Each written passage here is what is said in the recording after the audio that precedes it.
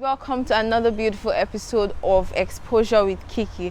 So today guys, I decided to meet my pastor. He's into so many things and he's going to be telling us a lot about it. But I don't need to talk much here. Don't forget to subscribe to my YouTube channel. Also like this video and drop a comment down there. Hey guys, welcome back. So guys, today we're going to be meeting Mr. Moka. He's going to be telling us a lot about his work. Sir, please can you introduce yourself? My name is Pastor Moka Sylvester. Okay, so we have the opinion that youth out there should stop waiting for paid jobs and start something on their own. Please, what do you think about this? That's perfectly in order. That's perfectly right. I don't believe in carrying CV about. I'm one of those who are against it. Okay. So what do you think you should tell the youths about this? The opposite of carrying CV about is that you should create job for yourself. Being self-employed. Okay, You can create jobs. Can you explain to us the kind of work you're doing? I do so many things, and they are all coming from my passions, the things I love doing, and what my skill, my training, my education put together.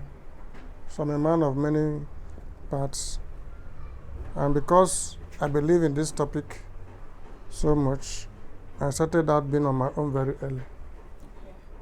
As far back as before I married Chef. I've been doing business on my own. I worked, but I opted out very early. So what kind of businesses are you into? Number one, I'm a pastor by training and by calling. But my pastoring is not where I get money to feed my family. That's not my idea. My pastoring is because I love God, I love His work, I love to be a part of it, as He has given me the grace. But that's not where I earn money to feed. In fact, as a matter of fact, I give money to the church, I give money to the gospel, and I'm glad doing that. That's my joy. I'm a pastor in Redeem. I'm a senior member of the Full Gospel Businessmen Fellowship International for the past 34 years.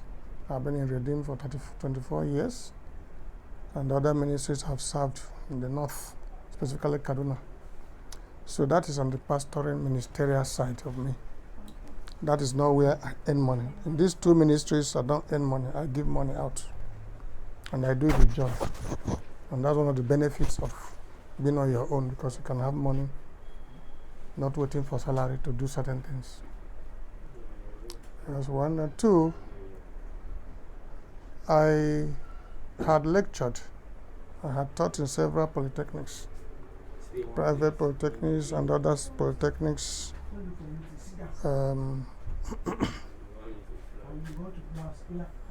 I stopped because the pay was not good, and it was consuming my time. So the time I spent and the pay was not commensurate to the time I spent. So I stopped, but I love teaching.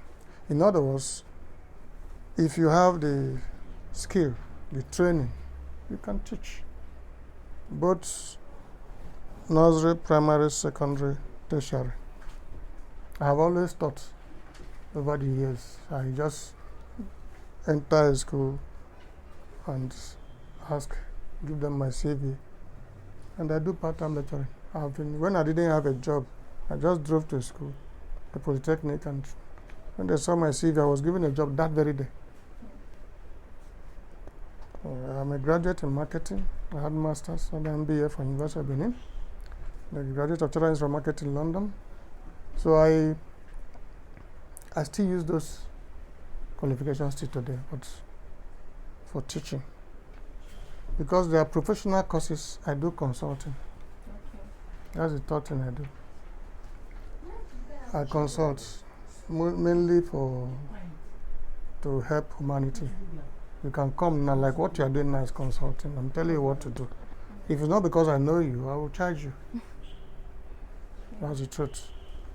So, by the time we are through with this interview, you should be able to pay me 20,000. But I'm not going to charge you because you're my baby. So why should I start charging my own person?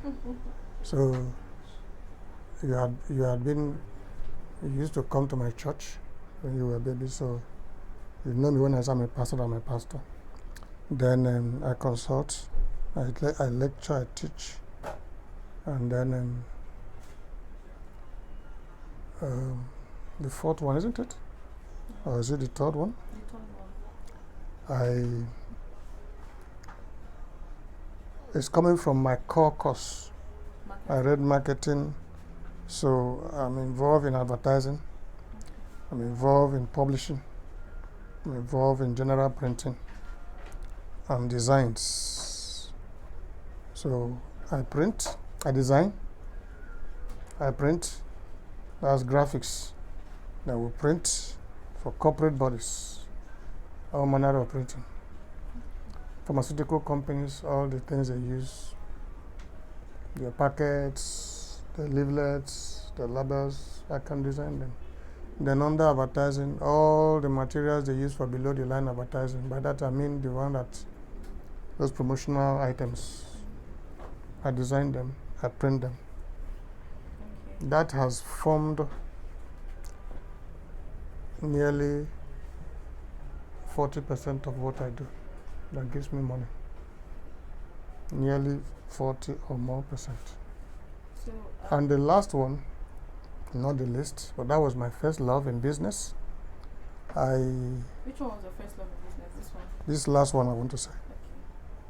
So when I go out to those areas, people call me engineer. As I say, I'm a man of many parts. They thought I'm an engineer. I went to learn how to repair computers, photocopiers, office machines. So I'm not trained computer engineer. I'm not trained like as if I read computer engineering, but I learned enough to be able to use it and earn money. What those people you are saying, they are my staff, all of them. Apart from this guy, they're my staff. This other one is a lawyer, my colleague. So they work for me. I have staff that work for me all parts of the country. Port Harcourt, Benin, Kaduna, and all of that. And that engineering aspect is what we do. Okay, so and that is what is giving me 60% of my income. So if you look at it now, so how many past use I am? 4. And that's why I've never loved people. I don't like people. Your mother knows. I don't like people who stay idle. Who finish school and say they're looking for a job. I get angry with them. Or who are waiting for employment. I have worked. As a matter of fact, this office machine side, I learned it. It was part of, during my working in UAC, that I learned it. I got exposed to it. Okay. So I would like us to focus on the advertising and the printing aspect. Publishing. And publishing. So do you really need to be a graduate before you know how to get into No, and yes. No, in the sense that we have so many people out there who are not graduates who are doing it. Yes, in the sense that you have an edge over them. The kind of jobs I do, they can't do it because it requires proofreading, it requires editing, it requires knowledge of good English, it requires knowledge of good writing, it requires ability to write proposals, it requires ability to negotiate, it requires ability to to find clients, sit like I'm sitting with you now, with a MD of a bank, for example, and be able to talk and impress the person. It requires you going to sometimes to defend your proposals, defend your what is it called now? Tender. If you do tender, you have to go with other clients to go and defend it. If you don't know what, mere listening to you, someone can say, this is the guy. Mere listening to you, they can say, this one, by the time you please talk, it go. We can't do with you. We can't do business with you because you don't know what you're saying. You have left a very bad impression. For example, speaking wrong English, using wrong, according to one lady, putting is where there was, where you should put was rather. A guy came to marry her. She said, I said, why do you leave this guy? He's handsome. He said, handsome for what? Am I going to eat handsome? So I'm using is where you should use was. What am I doing with him? And don't forget that she refused to marry the guy. She refused to even listen. He was putting is where you should put was. And the lady was put off because she's educated and that is a priority to her. But some people are not. Some people may want to look for money and all of that. So that is it. So I don't know somebody who is not educated who can be a good printer. But a little education up to secondary school level may be enough to be an operator of those machines. Or to be able to speak English. No, even if you are not, just to be an operator. You know, the printing industry have a lot of machines. The operators may not need education more than WAEC. But the people who run the business, who go out there to get the business, who are the marketing professionals, advertising professionals, who defend proposals, you must be educated. So that's where it is necessary. So what are the challenges you face doing this business, doing the printing and publishing business? A lot of challenges, plenty of challenges. Number one, the nature of Nigeria. When I was doing my MBA in Uniben, there was a question they posed us, what they call the Nigerian factor. Now I have seen it real life in business. What is Nigerian factor? Whom do you know? May give you a job, not because you that got the job is better than the one that did not get it, but because you know the man who is to give her the job. Nigerian factor will give admission to somebody because of quota system, and they refuse admission to somebody who scored better in jump, and you now say this other guy is from educational disadvantaged state and the other one is not. It's not only in Nigeria you hear it. Where somebody that scored 250 or 265 will be denied admission, and another guy with 210 or 180 in the north will be given admission because of where he comes from. Nigerian factor is where you can give somebody to be a minister because of whom he knows in government. Those are the things that is a problem. So we who don't have people, okay, so what happens to us? But by and large, that is where we all now come what we call the God factor as a pastor now. So I do what I do. I do a lot. I teach a lot about what they call the God factor. And I've survived in business for more than 20 years now. Over 20 years exactly now because of the God factor. The God factor is where you go to your closet and talk to God about your challenges. I saw her, he makes a way for you. So I've seen myself doing business with banks where I did not know anybody because of the God factor. I've seen myself doing business. I have not even succeeded much where I knew people. I've noticed it. It has not favored me. Where I think God is trying to make a statement to know that is that is my source. Yes. All the areas I've had challenges are even where I knew people. The ones that I've had cruising, I didn't know anybody. I entered there by the God factor. God helped me to know somebody who connected me, whom I didn't know. But if that guy, I see him on the road, he will not know me. The other challenge is finance. I heard that the story of Dangote, that his in-law, Dan Tata, gave him as Sabakas in those days when money was money, 500 million or so to start, 1,000, I can't remember, dollars or pounds. So if you have that time, as at that time,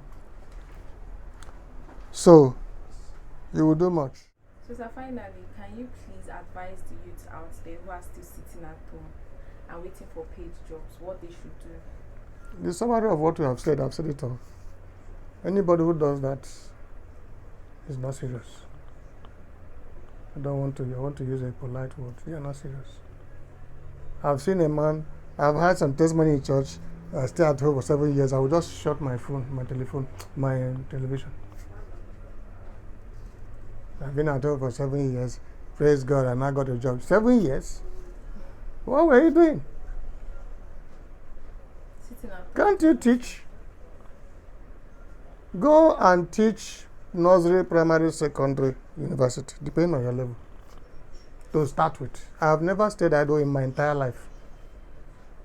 When my job ended in US, I started this office, what I'm doing now, on my dining table, the registration, everything. I prayed, God gave me the name.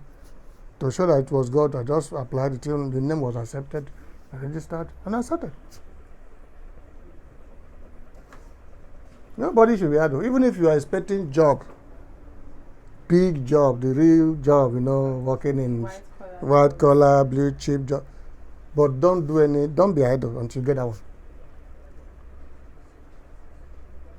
And eventually, there's nothing like that, because everybody who works in all those companies, you later retire and start business.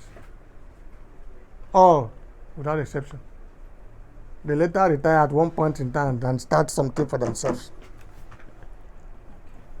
At retirement age, most people are not tired. So what do they do? Including military. The man that brought me up was a military man. That one came out from Navy and started a school.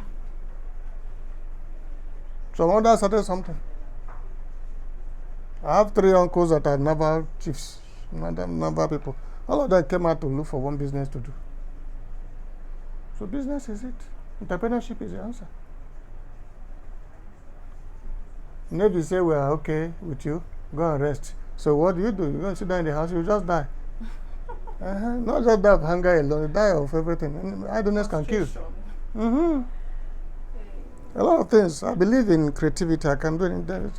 When your mommy had come in those days, what can I do? I said, you can do a whole lot. She tried cold, what do they call? All those ice fish and cold. She didn't quite like that. We explored so many things until she found where she is now. She was knocking, she wanted to be an accountant.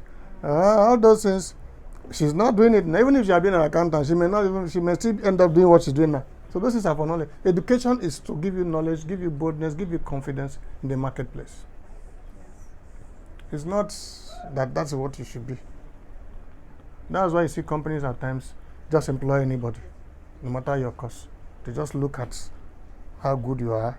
Are you trainable? Are you teachable? Are you presentable? They look at those factors. You're humble. You're smart. Then they not train you. The last MD of whatever started as an engineer of Zenith. I know him. Later he went to do ICANN, became an accountant and all that. He became MD of a bank. Engineering. Some mathematics, some psychology, whatever. But they look at whom you are and what you can do. Me, I'm a believer in the fact that I can do all things through Christ. Thank you. All things. I mean all things. In fact, if not for age, if I want to retrain to be a doctor now, I can be. If there is a will. Many doctors have looked at me and said, "Ah, you're supposed to be a doctor." More than 2. And I looked at my age, I look how many years it will take, and I look at the children out there. And then the country, although if it's in Europe where things are easy, I'll go and read it. Because they are right in what they observed. But what they observe, I'm filling up that gap through my being a pastor. I love to give to people, I love to help people, I love to see people well by the power of the Holy Spirit. Thank you so much, sir. I really appreciate it. Hi guys, we've heard it from my pastor. He said he's into so many things: printing, design, graphics, publishing. He's a pastor and he's also an engineer, but he said he did not study engineering. He learned a lot of things about engineering. So guys, he has also told you guys that he hates people that sit at home and do nothing. So stop sitting at home and doing nothing. You can see he has told you guys so many things that you need to know. Thank you guys for watching, and don't forget to subscribe to my YouTube channel. Also like this video and drop a comment down there. It's your girl Kiki, as you all know. Bye.